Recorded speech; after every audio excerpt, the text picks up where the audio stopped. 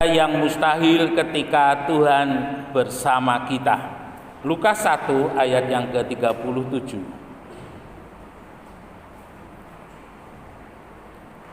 Lukas 1 ayat yang ke-37.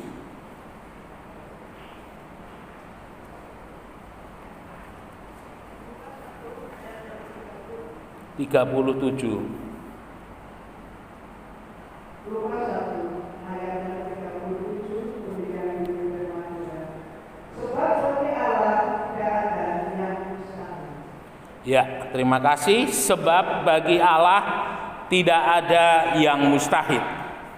Ayat ini disampaikan oleh malaikat Jibril kepada Maria untuk boleh mempersiapkan kehidupannya mengandung benih daripada Roh Kudus yang nantinya akan melahirkan Yesus.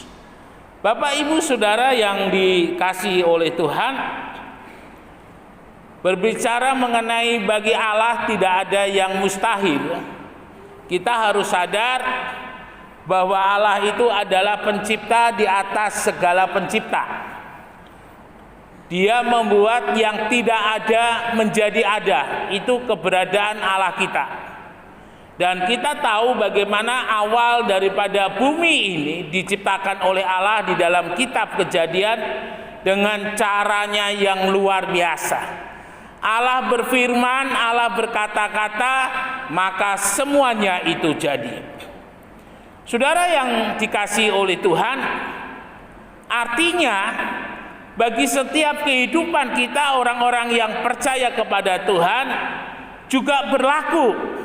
Apa yang mustahil bagi Allah dan tidak mustahil bagi apa yang mustahil bagi manusia dan tidak mustahil bagi Allah, itu pun juga tidak mustahil bagi orang yang percaya kepadanya.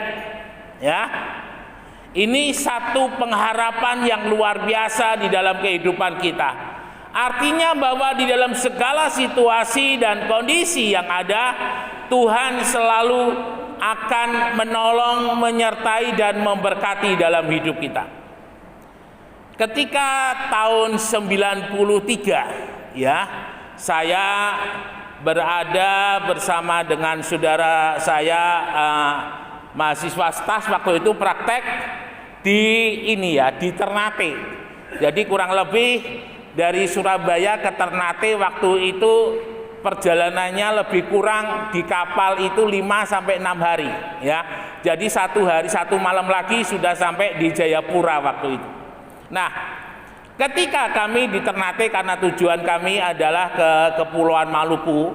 Jadi waktu itu kita dari Ternate, tujuan yang kita tuju adalah ke Morotai.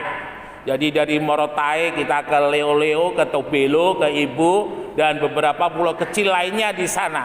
Itu sangat-sangat menyenangkan sekali. Dan ketika kami hendak pulang dari Morotai, ya, karena kami di sana tidak mengambil persembahan, dan oleh kemurahan Tuhan waktu itu Tuhan izinkan kami tidak ada bekal sama sekali. Saya coba waktu itu memang saya berdoa, dan waktu itu memang sebenarnya Tuhan mengizinkan kepada saya dan teman-teman untuk mengalami seperti itu karena Tuhan mau menyatakan kuasanya. Tetapi secara manusiawi kami khawatir karena kami didesak dengan waktu untuk kami boleh kembali kuliah. Dan akhirnya saya putuskan waktu itu saya telepon papa, ya. Jadi selisih jam dari Tuban dengan Morotai itu 2 jam. Jadi kalau di Tuban itu kalau di Morotai jam 8, di Tuban itu jam 10, ya. Jadi telepon jam 9 malam karena waktu itu supaya ada diskon 50%. Artinya saya telepon papa waktu itu jam 11 malam. Ya, saya bilang, "Pak, kami bisa dikirim." Dan karena waktu itu masih ini ya, pakai wesel. Tapi sebenarnya itu adalah sesuatu hal yang bagi dalam hati kecil saya, kalau Tuhan yang mengutus maka Tuhan yang akan mencukupkan, ya. Tapi manusiawi saya berpikir, kapan ya, bagaimana caranya? Akhirnya saya tetap minta dan akhirnya sama papa dikirim. Nah, Bapak Ibu Saudara, akhirnya dari Morotai kami menuju ke Ternate. Tidak disangka-sangka ketika kami berada di Ternate, waktu itu ada Bank Bumidaya. Saya dihubungi dengan salah satu pegawai Bank Bumidaya untuk boleh menyampaikan firman Tuhan waktu itu di Persekutuan Bank Bumidaya Ternate, ya. Dan mereka karena hari Minggunya saya melayani di GPDI Ternate waktu itu, ya, belum ada GPPS di sana. Dan setelah dari sana pelayanan di Bank Bumidaya Ternate, kami diantar pulang.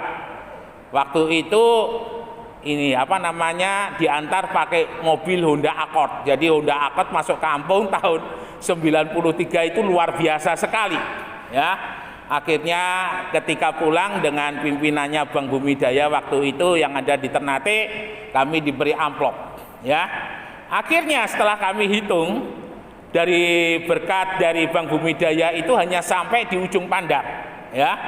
Sampai di ujung pandang, akhirnya kami waktu itu ada di Mami Bun Kim. Jadi itu adik paling kecil daripada Mami Bun Yan. Waktu itu ada buka usaha sepatu, ya, sepatu New Era kalau nggak salah, itu di ujung pandang. Dan kami berada di sana kurang lebih selama 1 minggu, barulah kemudian kami pulang di Surabaya. Ketika ayah saya mengirim, ya, saya coba tanya dengan keluarga daripada saudara saya Meon yang ada di Morotai. Kebetulan orang tuanya adalah angkatan udara, ya. Saya tanya, Bapak apakah sudah dikirim? Akhirnya singkat cerita, ternyata uang itu diselewengkan sama pegawai pos yang ada di sana, dan rupanya ada beberapa orang sehingga pegawai posnya itu sempat ditahan, ya. Saya dalam hati saya ini akibat tidak menurut. Bapak Ibu Saudara yang dikasihi oleh Tuhan, dalam kehidupan kita sebagai orang percaya, ketika kita meletakkan hidup ini kepada Tuhan, jadi percaya atau beriman kepada Tuhan itu artinya tidak cukup hanya saya percaya kepada Tuhan, tetapi bagaimana dalam kehidupan kita berani mempercayakan hidup ini kepada Tuhan, ya. Justru pada saat-saat yang paling genting, yang paling kritis, Tuhan akan biasanya dalam situasi di mana kita sudah menyerah, angkat tangan, biasanya pada saat seperti itu Tuhan menolong di dalam kehidupan kita. Dan belajar dari pengalaman di Morotai itu mengajar saya di kemudian hari untuk selalu berserah kepada Tuhan sampai pada waktunya Tuhan menolong di dalam kehidupan saya. Saudara-saudara yang dikasihi oleh Tuhan, kita harus sadar sebagai orang percaya, mengapa kita harus percaya kepada Tuhan?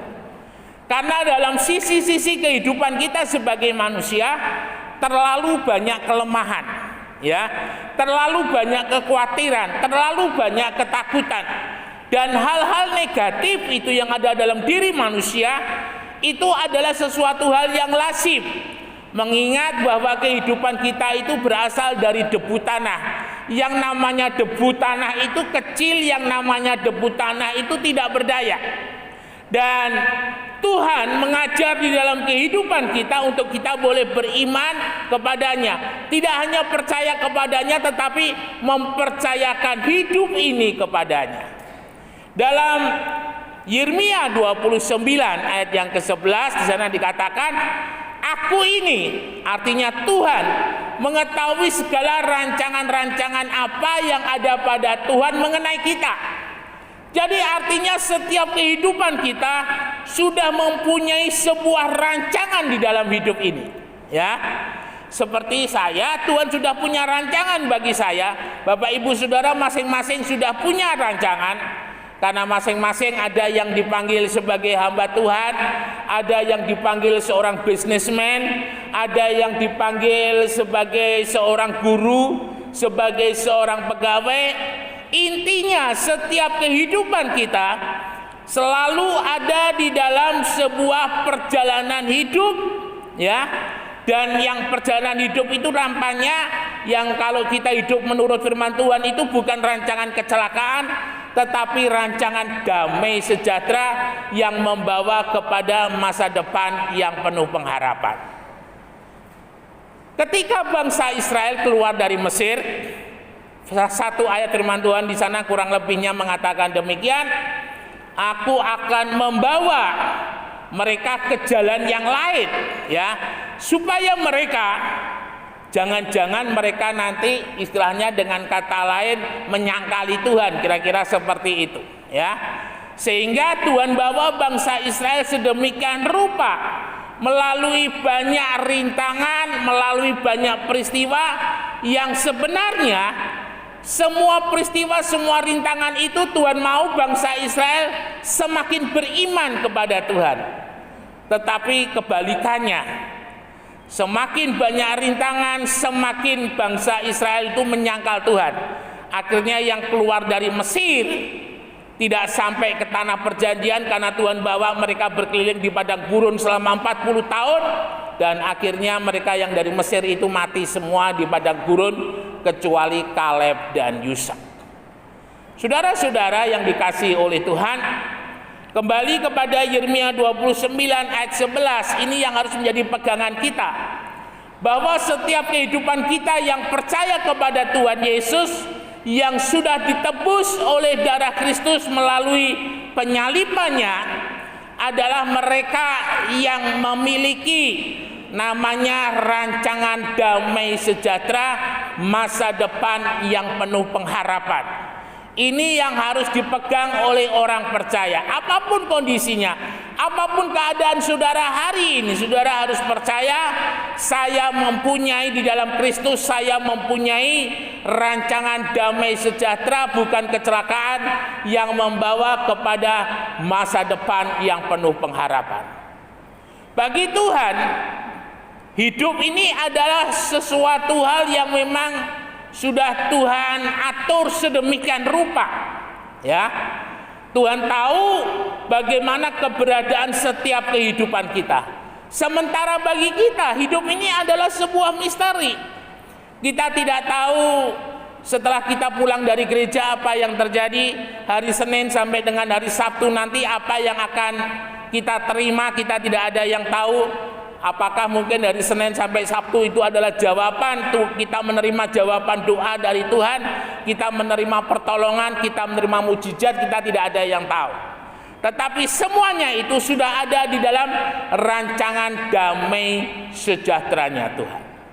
Saudara sekalian yang dikasihi oleh Tuhan, kita mau coba melihat beberapa contoh di dalam firman Allah mengenai kehidupan berjalan di dalam rancangan damai sejahteranya Tuhan. Kita mau mulai dengan kehidupan daripada Yusuf, ya. Yusuf adalah anak daripada Yakub, dan kita tahu Yusuf itu satu saudara dengan dengan Benyamin. Nah, dikisahkan di sana bagaimana Yusuf ini adalah seseorang yang suka mimpi. Dan mimpinya Yusuf itu kalau boleh saya bilang adalah mimpi visioner. Mimpi mengenai masa depan, mimpi mengenai apa yang akan dialami oleh Yusuf nanti. Dan rupanya setiap kali Yusuf menyampaikan mimpinya kepada saudara-saudaranya nggak senang. Karena di dalam mimpi itu Yusuf lebih tinggi, Yusuf lebih unggul keberadaannya daripada saudara-saudaranya. Sehingga saudara-saudaranya itu sepakat untuk membunuh Yusuf. Tetapi di sana dikatakan Ruben bilang jangan, ya, lebih baik kita masukkan ke dalam sumur. Dan akhirnya Yusuf dimasukkan ke dalam sumur, kemudian dia dijual sebagai budak di Mesir. Bapak Ibu yang dikasihi oleh Tuhan, sebelum menjadi seorang yang luar biasa di dalam hidupnya, orang asing, menjadi Perdana Menteri kalau boleh saya katakan di Mesir, itu sesuatu hal yang luar biasa. Bagaimana tidak?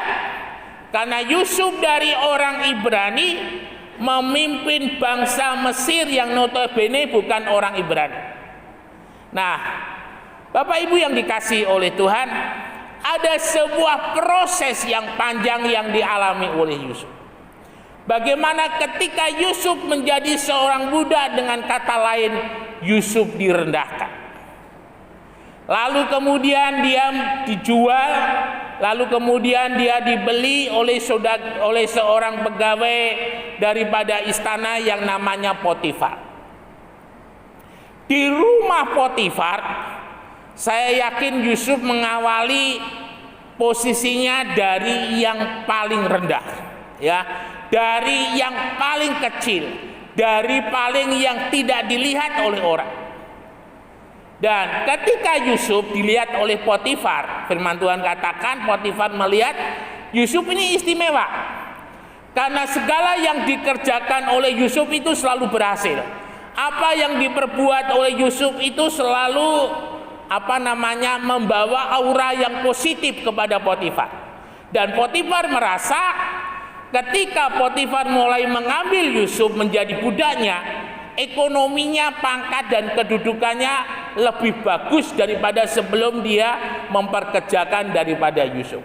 Rupanya Yusuf ini adalah seorang yang disertai oleh Tuhan. Kalau kita mau baca di dalam firman Tuhan, bagaimana apa yang diperbuat oleh Yusuf itu dibuat berhasil oleh Tuhan. Bapak Ibu Saudara yang dikasihi oleh Tuhan, Yusuf memulai langkahnya dari nol, ya, lebih kurang 13 tahun. Dan menurut tradisi, orang yang menjadi raja pada waktu itu umurnya 30 tahun. Jadi artinya Yusuf masih muda, kalau boleh saya katakan usia 17 tahun ketika dia dijual, dan 13 tahun Yusuf belajar menghamba. Yusuf belajar menjadi seseorang yang paling rendah dalam hidupnya, seseorang yang secara manusiawi mustahil diangkat. Nah, itu yang dialami oleh Yusuf.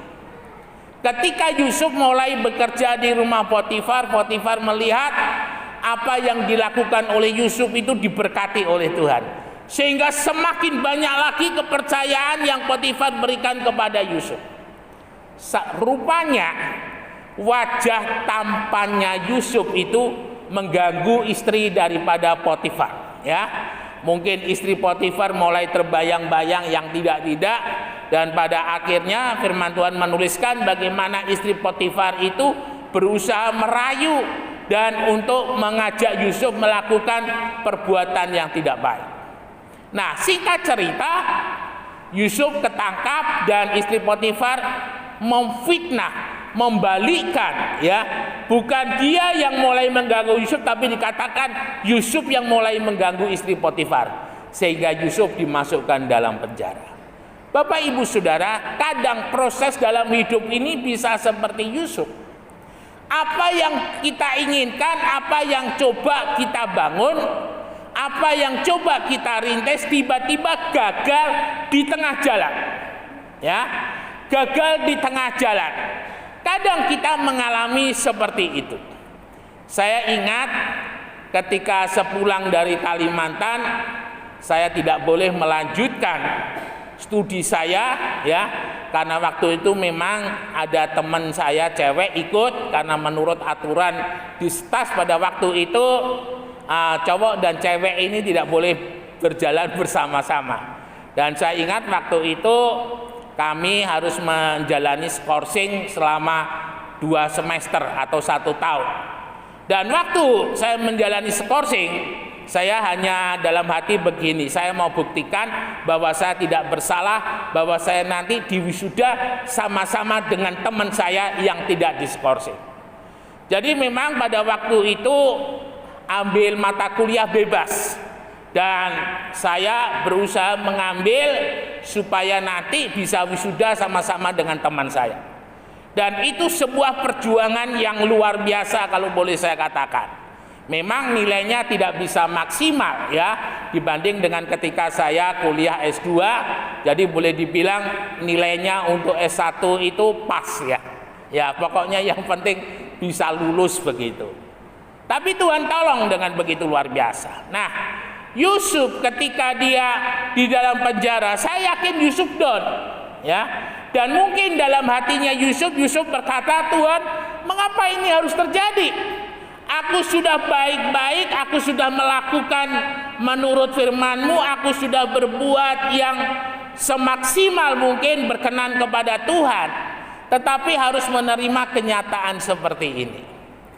Bapak Ibu Saudara yang dikasihi oleh Tuhan, bedanya masalah dan persoalan untuk orang yang mau dinaikkan tingkatnya sama Tuhan atau itu sebagai penghukuman itu beda. Ketika sesuatu hal yang tidak baik itu terjadi sebagai penghukuman, itu Tuhan mau supaya yang bersangkutan itu bertobat, berbalik kepada jalan yang benar. Ya, seperti yang dialami oleh Yunus.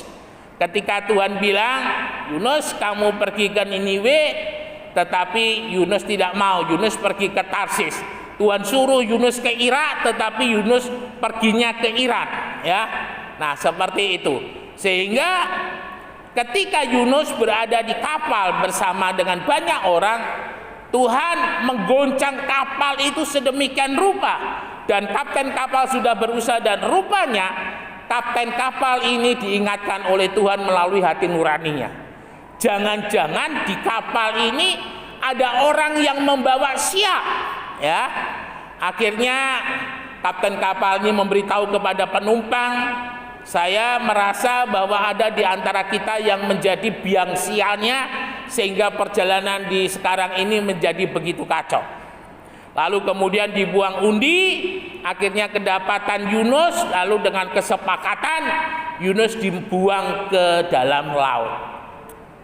Bapak Ibu yang dikasihi oleh Tuhan, ketika Yunus ada di dalam perut ikan, firman Tuhan menuliskan di sana bagaimana Yunus mulai menyesali perbuatannya dan meminta ampun kepada Tuhan. Akhirnya Yunus dimuntahkan oleh ikan yang besar untuk berada di Niniwe, dan Yunus menjadi penginjil yang menobatkan Niniwe, dan sekarang Niniwe itu adalah Mosul, salah satu kota yang ada di Irak. Nah, saudara yang dikasihi oleh Tuhan, hal yang kedua, jika itu sesuatu hal peristiwa yang Tuhan izinkan untuk kita boleh mengalami satu masalah persoalan untuk membawa kita kepada tingkat yang lebih baik. Kadang kita harus sadar, seorang murid dia akan naik kelas setelah dia ujian. Orang percaya masalah itu akan membuat dia naik tingkat untuk semakin diberi kepercayaan yang lebih kepada Tuhan, dari Tuhan. Apakah kepercayaan itu kepercayaan pelayanan? Apakah kepercayaan itu adalah kepercayaan finansial? Itu adalah sesuatu hal yang harus kita sadari. Sehingga ketika kita mengalami satu goncangan di dalam hidup ini, langkah yang paling baik dalam kehidupan saudara adalah datang kepada Tuhan dan meminta pertolongan, meminta petunjuk, meminta kekuatan daripada Tuhan. Dan yakinlah, ketika saudara ada bersama-sama dengan Tuhan, tidak ada peristiwa yang ada dalam hidup ini yang akan membawa kepada kecelakaan. Justru apa yang sedang kita hadapi hari-hari ini, apapun juga, itu akan selalu membawa kebaikan. Nah, Bapak Ibu Saudara yang dikasihi oleh Tuhan, Yusuf ketika dia ditahan dan ada di dalam penjara, di mana penjara ini adalah khusus penjara untuk pegawai-pegawai istana. Dan kita tahu orang yang disertai oleh Tuhan, dia berada dalam kondisi yang bagaimanapun juga dia akan selalu diberkati oleh Tuhan. Ya, itu menjadi keyakinan saya bahwa dimanapun saya berada, berkat Tuhan itu akan selalu ada menyertai. Gak peduli apakah itu di kota, di pedesaan, di luar negeri ataupun di pedalaman, ketika hidup kita hidup yang sungguh-sungguh kepada Tuhan, maka penyertaan Tuhan dan berkat Tuhan itu akan selalu ada menyertai dalam hidup ini. Kalau boleh saya katakan, orang percaya itu dikejar sama untung, ya. Untung itu bukan namanya orang, tapi untung itu adalah keberuntungan. Ketika dalam hidup orang percaya itu dekat dengan Tuhan, apapun situasi dan kondisinya, dia akan selalu menikmati kasih kemurahan Tuhan di sana.